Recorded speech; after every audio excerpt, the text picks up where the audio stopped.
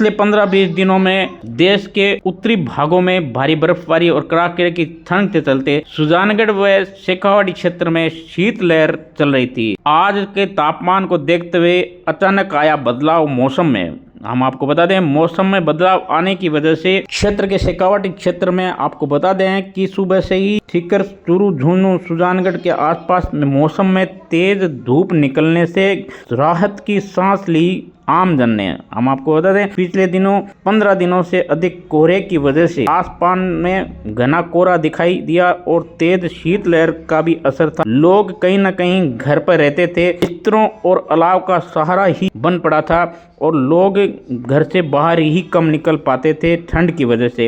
हालांकि शुक्रवार को सुबह तेज धूप की वजह से पूरे दिन में दिखाई दी तेज धूप और लोगों ने ली राहत की सांस। हालांकि हल्की ठंड का एहसास था, लेकिन कहीं न कहीं मौसम में बदलाव था। बदलाव की वजह से लोग कुछ राहत महसूस कर रहे थे, क्योंकि मौसम में तेज धूप की वजह से तापमान में गिरावट हुई और तापमान लगभग 21 डिग्री पहुंच गया।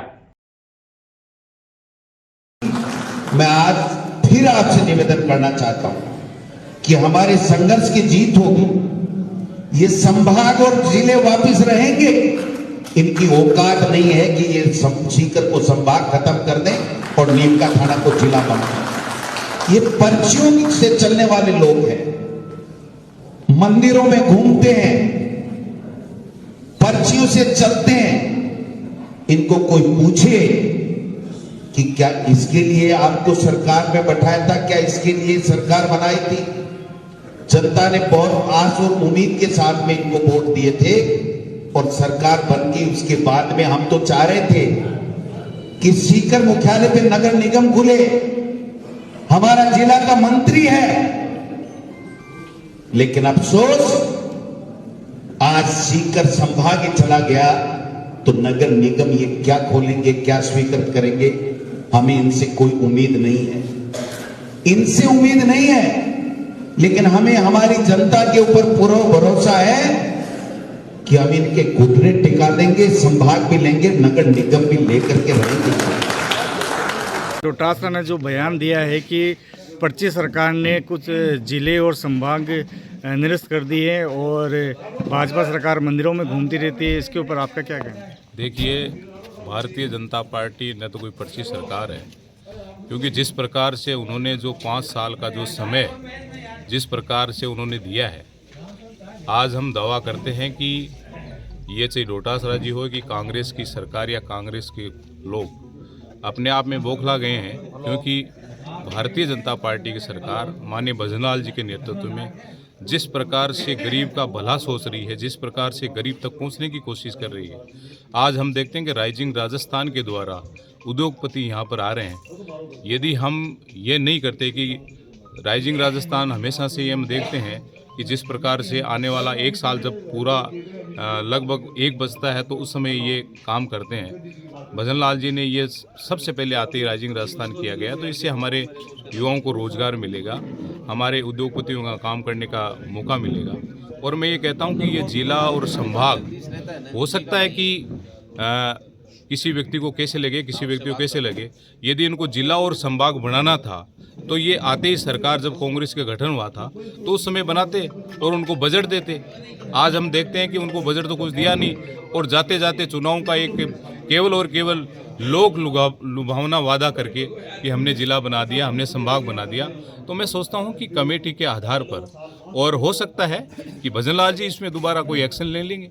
इसमें ये थोड़ी है कोई कर दिया तो हमें वापस टीम बना के, और जिस प्रकार से हो सकता है आवश्यकता होगी, क्योंकि इन्होंने टीम बना के और काम किया है, पूरी कमेटी बना के काम किया है, तो हो सकता है कि आने वाले समय में वापस हो सकता है। सीकर के धोद विधानसभा क्षेत्र से आप आते हो, क्या आप नहीं चाहते क्या सीकर वापस से संभाग बने?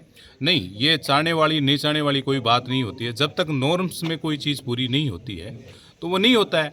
सरकार के हिसाब से या कमेटी के हिसाब से नॉर्म्स पूरा नहीं हुआ होगा, हम ये नहीं कहते, लेकिन विरोध करने लोकतंत्र का सबको अधिकार है, अपना अपना विरोध प्रदर्शन कर सकते हैं। लेकिन कोई ऐसे कोई इलीगल भाषा बोले कोई भी बड़ा लीडर, तो मैं सोचता हूँ कि अच्छी बात नहीं है। कोई कहता है पर्ची सरकार है, कोई की मंदिरों में जाते, तो हम मंदिरों को हम देवताओं को मानने वाले लोग हैं।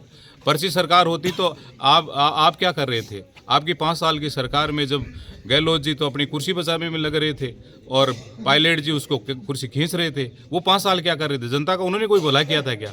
तो मैं सोचता हूँ कि माननीय भजन लाल जी के नेतृत्व में जिस प्रकार से काम हो रहा है, ये हम सब के लिए, राजस्थान के लिए गौरव की बात है कि एक नीचे से कार्यकर्ता उठकर जिसको एक इतनी बड़ी जिम्मेदारी दी है, तो मैं सोचता हूँ कि बहुत अच्छा काम होगा। बूंदी जिले की पुलिस साइबर टीम द्वारा क्राइम थाना पुलिस द्वारा अब तक की सबसे बड़ी साइबर फ्रॉड का पर्दाफाश करते हुए online ludo playing marketing company की वेबसाइट को हैक कर करोड़ों रुपए निकालने वाले जिले के सबसे बड़े साइबर अपराधी को प्रकरण में गिरफ्तार 10 दिन के भीतर गिरफ्तार करके ऐतिहासिक सफलता प्राप्त की है। साइबर अपराधी गिरफ्तार हुआ। गिरफ्तार साइबर अपराधी अनुसंधान से साइबर फ्रॉड कर मार्केटिंग कंपनी खाते से निकाले गए 61,80,000 रुपए भी बरामद कर लिए गए हैं। साइबर अपराधी से साइबर फ्रॉड की घटना में प्रयुक्त electronic device, computer monitor, 6 mobile SIM, 2 modem, 1 credit card जब्त किए हैं। साइबर क्राइम बूंदी की टीम द्वारा मामले की रिपोर्ट प्राप्त होने की त्वरित एक्शन लेते हुए प्रकरण में दर्ज होने के 24 घंटे के भीतर साइबर फ्रॉड में रकम में करीबन 74 लाख रुपए विभिन्न बैंकों के होल्ड कर खातों को फ्रीज कराया गया। साइबर फ्रॉड का पर्दाफाश करते हुए बताया गया कि साइबर अपराधी YouTube channel, social media platform पर वीडियो सीख कर साइबर फ्रॉड को अंजाम देते थे घटना को, और इस संबंध में 1,35,80,000 रुपए रिकवर किए गए हैं। इस संबंध में जिला पुलिस अधीक्षक राजेंद्र मीणा ने बताया। श्रीमान महानिदेशक पुलिस साइबर क्राइम जयपुर द्वारा चलाए जा रहे साइबर अपराधियों के विरुद्ध ऑपरेशन साइबर शील्ड के तहत हमारे आईजी साहब के सुपरविजन में और हमारे एडीएसपी उमा जी और सीओ साहब अरुण जी के नेतृत्व में इस अभियान के अंतर्गत 18 दिसंबर को एक प्रकरण दर्ज हुआ था। उसको प्राथमिकता देते हुए हमने एक टीम का गठन किया और बहुत ही सजगता व शीघ्रता से घटना में साइबर फ्रॉड कर निकाली गई करोड़ों रुपए की राशि में से विभिन्न बैंकों को ट्रेस कर नोटिस जारी कर और जिले के बाहर के बैंकों में करीबन 74 लाख रुपए हमने फ्रीज करवा दिए, जो जिले की अब तक की सबसे बड़ी फ्रीज राशि है। इसके अलावा साइबर टीमों द्वारा दबिश दी जाकर प्रकरण दर्ज होने के 10 दिन के भीतर ही बहुत ही चालाक और शातिर जो सरगना है दुर्गा शंकर योगी पुत्र राम कुमार योगी निवासी जजावर नैनवा थाना नैनवा को गिरफ्तार कर साइबर फ्रॉड की रकम 61,80,000 रुपये को कैश हमने रिकवर किया है। और इसके साथ वाले जो अभियुक्त थे उनके बारे में हम पूछताछ कर रहे हैं।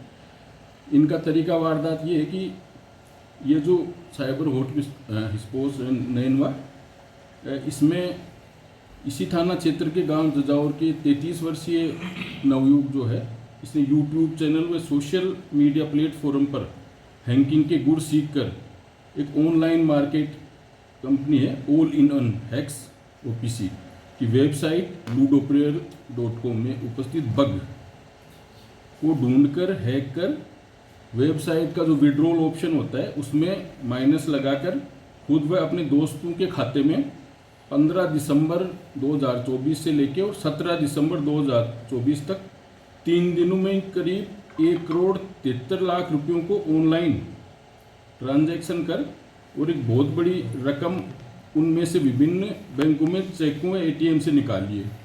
बैंक खातों में बची शेष राशि को हमने फ्रीज करवा दिया है। इस कार्रवाई में हमारी साइबर क्राइम थाने की बूंदी की विशेष टीम शामिल थी।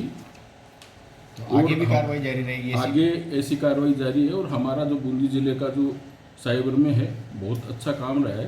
पहले भी हमने इस तरह की कार्रवाइयाँ करी हैं और इसमें हमारी ये अपील है कि अब नए नए तरीके जो अपना कर साइबर ठगी की जा रही है, तो किसी भी अज्ञात व्यक्ति द्वारा सोशल मीडिया व फ़ोन कॉल के माध्यम से किसी प्रकार का प्रलोभन दिया जाए तो जहाँ से क्यों करते हैं सर ये युवा जो है, क्यों किया था इसने काम? देखिए, ये तो लूडो जो खेलते हैं जो कंपनी है उसमें प्रत्येक दिन 1,000-1,500 आदमी इन्वेस्ट करते हैं और ये लोग तो साइबर क्राइम करते हैं, तो ये ऑनलाइन उसमें सेंधमारी करके और पैसे निकाल लिए इन्होंने। बैकग्राउंड का कोई पता चला कहाँ तक पढ़ा लिखा है, क्या करता है? ये अच्छा पढ़ा लिखा है, अभी बीए पास बता रहा था अपने आप को, ग्रेजुएट है और अभी इसमें और भी कई क्रिमिनल है पूछताछ। सोशल मीडिया से ठगी करने का प्लान सीखा था इसने? ये इससे पूछताछ की जा रही है कैसे